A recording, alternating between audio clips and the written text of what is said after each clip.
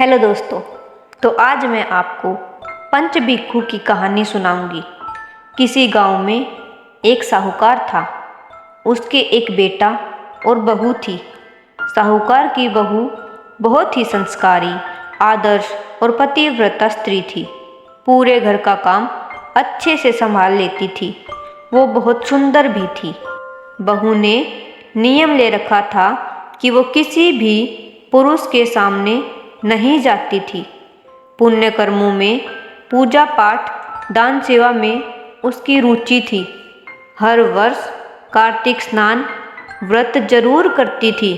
कार्तिक में बहू गंगा जी स्नान के लिए अवश्य जाती थी, लेकिन कोई पुरुष ना देख ले इसलिए वो सुबह ही स्नान कर लेती थी।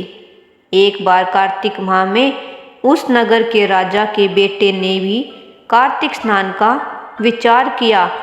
जब सुबह वह गंगा जी स्नान के लिए आया तो देखता है कि घाट गीला है। वह हैरान होकर सोचने लगा कि मैं इतना जल्दी स्नान करने आया हूँ, पर मुझसे भी पहले कौन स्नान करके चला गया। रोज यही होता। वो सोचता ही रहता कि इतनी सुबह कौन आया होगा। कार्तिक महीने के अंतिम 6 दिन बचे थे। उस दिन साहूकार की बहू तो स्नान करके वापस जा रही थी। उसी समय राजा का बेटा स्नान के लिए आ रहा था। आवाज़ सुनकर बहू जल्दी जल्दी जाने लगी, लेकिन जल्दबाजी में वह अपनी माला और मोजड़ी वहीं घाट पर छोड़ गई। राजा का बेटा जब घाट पर पहुंचा तो उसने वह माला और मोजड़ी देखी तो वो समझ गया कि कोई स्त्री है जो मुझसे पहले यहाँ स्नान करने आती है। राजा के बेटे ने उस माला और मोजड़ी को हाथ में उठा लिया और सोचने लगा, जिस स्त्री की माला और मोजड़ी इतनी सुंदर है वो खुद कितनी सुंदर होगी। उसके मन में पाप आ गया। उसने पूरे गांव में घोषणा करवा दी कि जिस स्त्री की ये माला और मोजड़ी हैं वो 5 रात मेरे पास आएगी। सारे गांव में थू थू होने लगी, लेकिन राजा का बेटा है, कोई बात टाल ही नहीं सकता। बहू ने राजा के बेटे को संदेश भिजवाया, यह माला और मोजड़ी मेरी है। मैं 5 रात गंगा जी के घाट पर आऊँगी। वहाँ मुझसे जो कहना है कह लो। साथ ही एक साक्षी ले आना जो यह साख भर सके कि मैं 5 रातों तक वहाँ आई थी। राजा के बेटे ने कहा कि इस परम सुंदरी को तो मैं ही देखूंगा। उसने अपने साथ एक सुआ को बोलने वाले तोते को पिंजरे में बंद करके घाट के किनारे पेड़ पर टांग दिया। खुद वहाँ बैठकर उस स्त्री के सपने संजोने लगा। बहू रात को जब घाट पर आई, पहली पौड़ी पर पैर रखा और बोली, हे कार्तिक के ठाकुर, राई दामोदर, पांचों पांडु, छठे नारायण, भीकम राजा, मुझ पर कृपा करो, मेरी लाज रखो, उस पापी को नींद आ जाए। तभी राजा के बेटे को नींद आ गई। बहू नहा धोकर जाने लगी तो तोते से बोली, सुआ सुआ, तेरे गल आट डालूंगी, हीरा मोती साख भारियों से मेरे वीरा। सुआ यानी तोता बोला, कभी वीर भी साख भरता है। तो फिर से वह बोली, सुआ सुआ, सुबह तेरे पग घालूंगी नेवर, साख भारियों मेरे देवर। सुआ ने कहा, ठीक है भाभी, मैं तेरी साख रखूँगा। वो चली गई। तब राजा का बेटा हड़बड़ा कर उठा तो सुना से पूछा, सुआ वो यहाँ आई थी क्या? कैसी थी? सुआ बोला, आभा की सी बिजली, होली की सी झल, केले की सी कामिनी, गुलाब का सा रंग। अगले दिन राजा के बेटे ने सोचा, आज मैं अपनी उंगली में चीरा लगा लेता हूँ, दर्द के मारे मुझे नींद ही नहीं आएगी। वह उंगली चीर कर वहाँ लेट गया।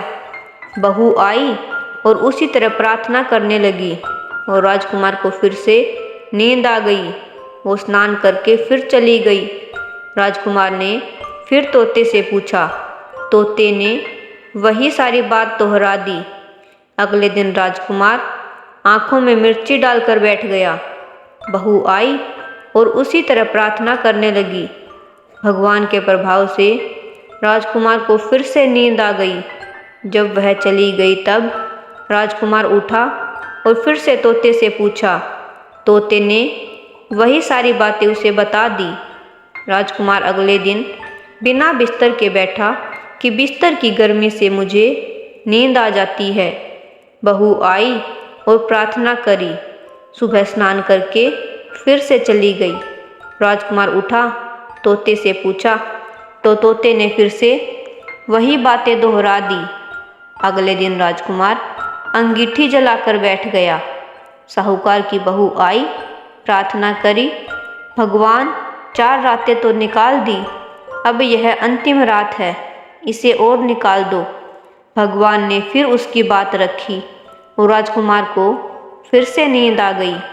जब वह जाने लगी तो तोते से बोली, इस पापी को कह देना कि 5 रातें पूरी हो गई हैं, वो मेरी माला और मोजड़ी मेरे घर भिजवा दे। सुबह राजकुमार की आँख खुली तो तोते से पूछा। तोता बोला, हाँ आई थी और उसने अपनी माला और मोजड़ी मंगवाई हैं। यह सुनकर राजकुमार सोचने लगा कि वह तो सत्य की थी, तभी तो भगवान ने उसका सत्य रखा। कुछ दिनों बाद राजकुमार को कोढ़ हो गया।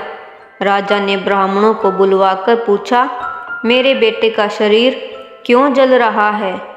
उसने तो कार्तिक स्नान भी किया है।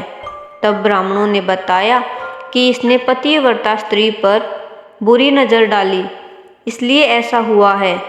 राजा ने जब इसका उपाय पूछा तो ब्राह्मणों ने कहा, जब यह उस साहूकार की बहू को धर्म की बहन बनाएगा और रोज़ उसके नहाए हुए जल से स्नान करेगा, तभी इसका यह कोढ़ ठीक हो सकता है।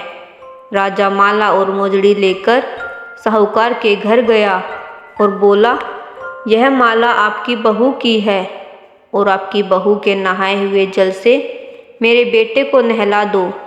साहूकार बोला, महाराज, वो तो किसी पराये पुरुष का मुंह तक नहीं देखती, आप इसे इस नाली पर बैठा दीजिए। जब वह नहाएगी तब उस पानी से आपका पुत्र नहा लेगा। राजा ने ऐसा ही किया। कुछ दिनों में उसका कोढ़ ठीक हो गया। हे पंचबीकु देवता, जैसे आपने साहूकार की बहू का सत्य रखा, वैसे ही सभी का सत्य रखना। बोलो पंचबीकु भगवान की जय।